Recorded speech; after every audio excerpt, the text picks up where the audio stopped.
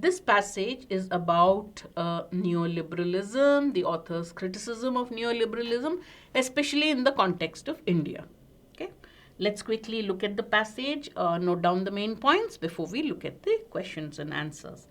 After the disintegration of the Soviet Union, some proclaimed that there was no alternative to neoliberalism.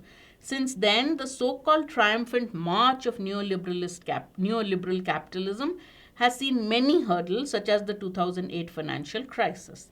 The worst victims of this march and its consequent crisis has been the disadvantaged sections. Neoliberalism has been on the rise since the fall of the Soviet Union.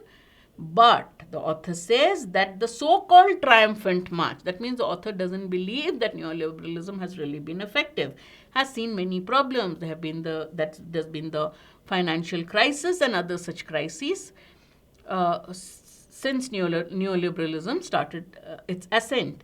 And the people who've been worst affected by it have been the disadvantaged sections, the poorer sections.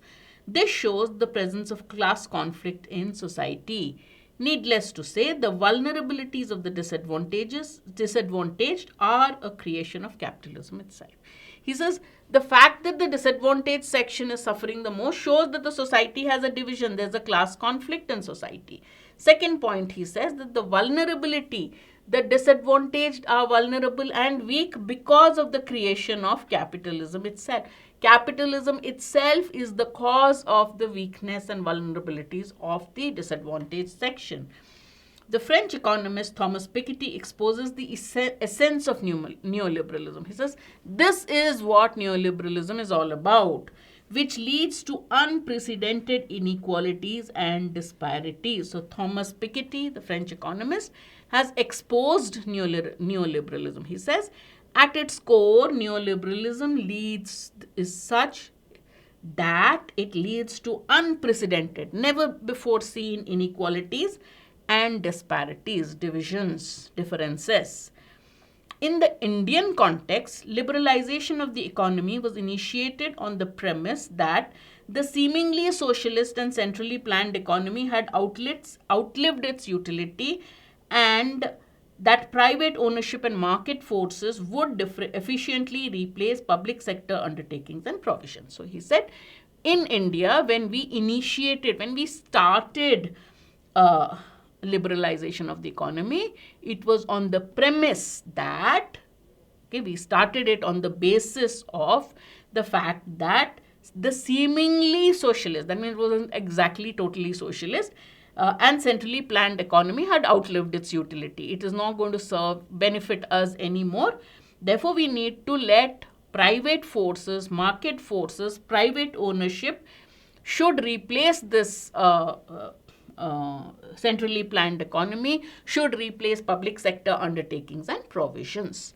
Such an opening up of the economy was also tried in other parts of the world, with only one consequence. So India liberalized its economy. This policy of opening up the economy was also taken up in other parts of the world. And the result was the same. He said, what was that? Unprecedented concentration of wealth in the hand of a few and a marked shift in the actual centers of power. What happened? Did it benefit the society as a whole? No. What happened is there was concentration of wealth in the hands of a few, of a nature that we'd never seen before. Unprecedented. There was no precedent or example of this kind of concentration of wealth. Also, the balance of power, the center of power shifted. All right, the people who are powerful were different now in this new liberalized economies than the earlier power centers. Crony capitalism was soon making its fast inroads into the policy-making coteries of India. What happened?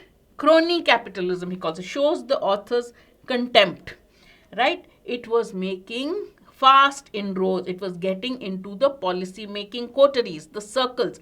Centers of power are called, a coterie is basically a group with an agenda, a politically strong group.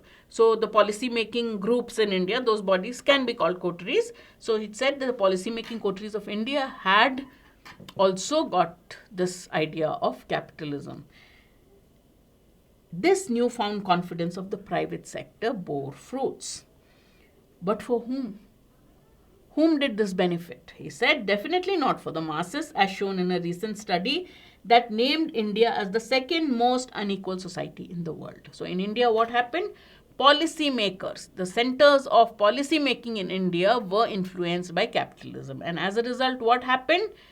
What happened, according to the author, is it did not benefit the masses because it led to inequalities, and India is the second most unequal society in the world.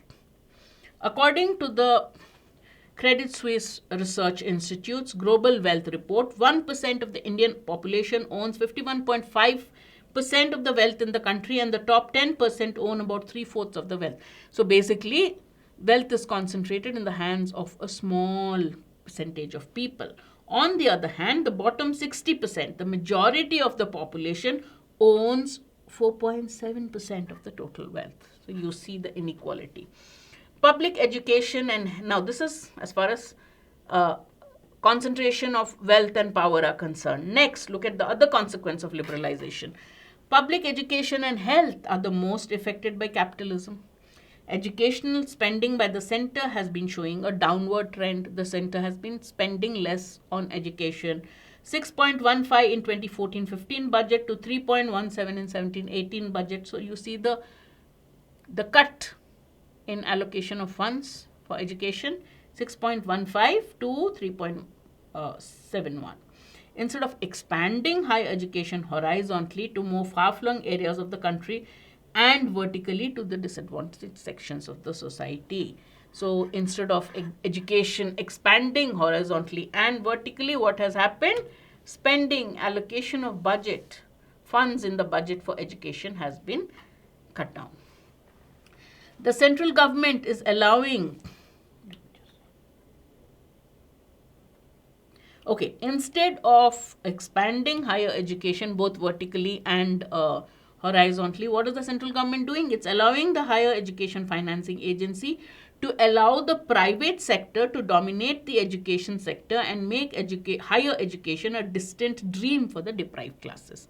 So what has happened now? Instead of the government expanding education horizontally and vertically, education has also gone into private hands. And because of this, he says, higher education has become a distant dream for the deprived classes. Similarly, in the health sector, the government has chosen private insurance companies and private healthcare lobbies as its partners, effectively taking away the attention from public infrastructure and its upgradation. So it has not upgraded public health infrastructure. It has taken the attention away from public health infrastructure and gone into private partnerships with private agencies and healthcare agencies.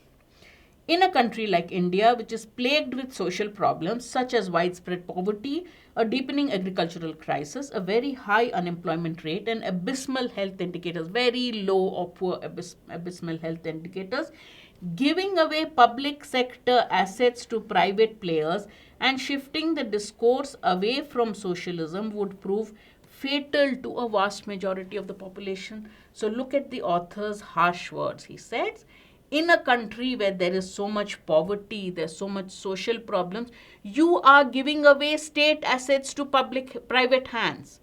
And when you do that, the consequences are going to be very grave. For whom? A vast majority of the population, which is economically disadvantaged. India is doing badly on many parameters. We are not doing great on many fronts, on many factors. Nutrition, peace, human development, press freedom. While a section of the media is celebrating improvement in the ease of doing business index, he says we are lagging in so many areas, and here the press is celebrating the ease of doing business index in India. In other words, and this is the author's conclusion, ensuring that people live a decent life is subordinate or inferior to ensuring that business becomes easy for crony capitalists. Again, he has used the word crony capitalists. Crony capitalism was soon making fast inroads into the policy-making coteries of India. Which one of the following statements best reflects the argument being made in this sentence? Now, whenever you get a quote, if it asks which one best explains the quote, you don't have to refer to the passage.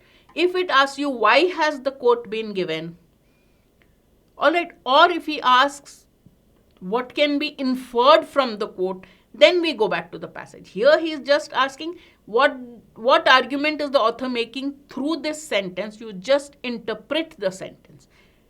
Say it in your own words and find out an option which basically seconds or mimics whatever is your shadow answer. Correct?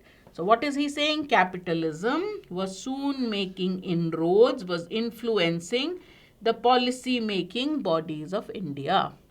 That's what it means. Businesses are showing their pull, influence on policy making. Let's read the options.